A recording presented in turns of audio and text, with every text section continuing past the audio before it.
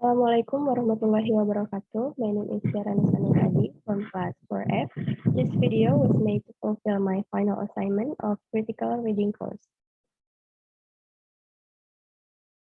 In this video, our presentation about the definition about synthesis, the differences between synthesizing, summarizing, and paraphrasing, how to synthesizing, and the last one is example of synthesizing.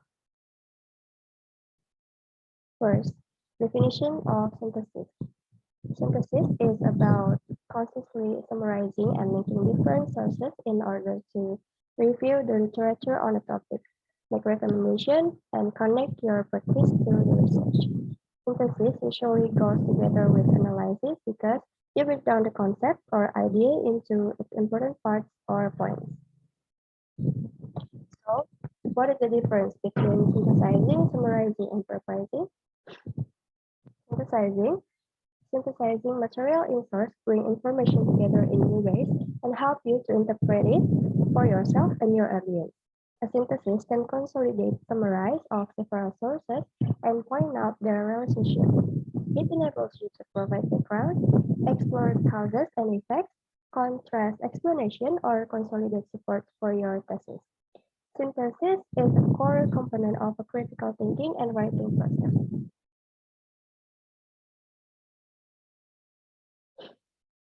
Uh, what is summarizing? Summary helps you understand the key ideas and content in an article, part of a book, or a cluster of paragraphs.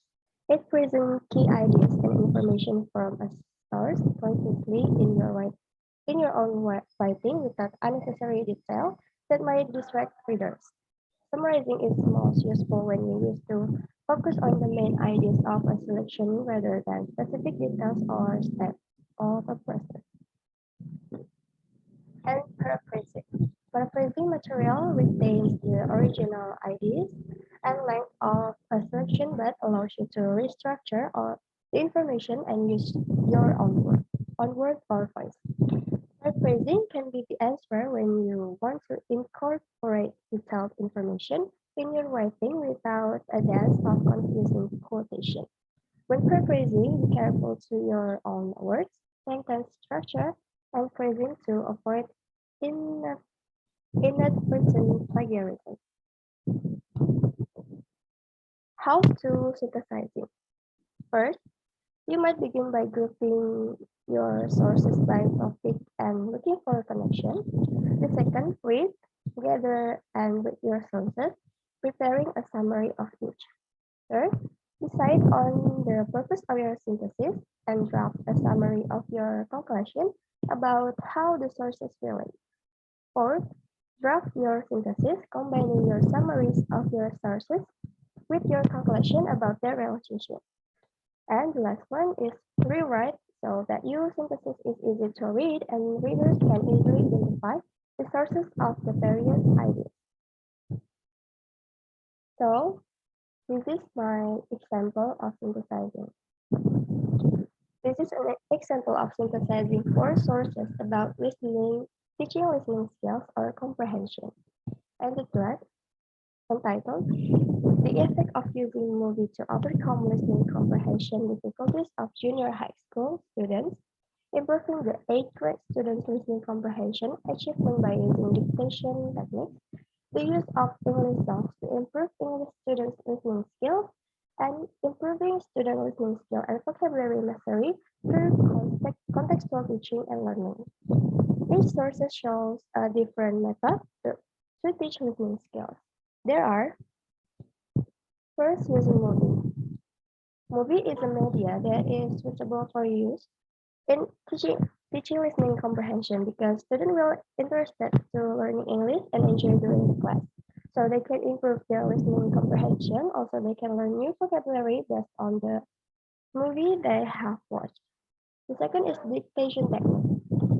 Text dictation techniques could improve student listening skills, but to make this technique work, it must be accompanied by several things, such as choosing the text with familiar story for students, reading the text more clearly, turning up the volume, and using more gestures in teaching listening technique.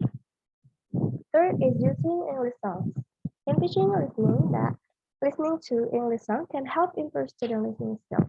Not only they can also not only that they can also practice good and correct pronunciation. They can learn new vocabulary by practicing listening to English songs to improve their skills.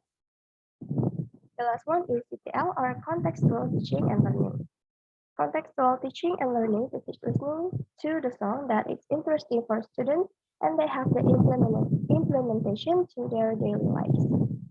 So, each method of teaching listening skills has its own advantage and disadvantage. So, for a prospective teacher, it will be better if you study all the methods and later adjust them to the needs of their students. That's all from me. Wassalamualaikum warahmatullahi wabarakatuh.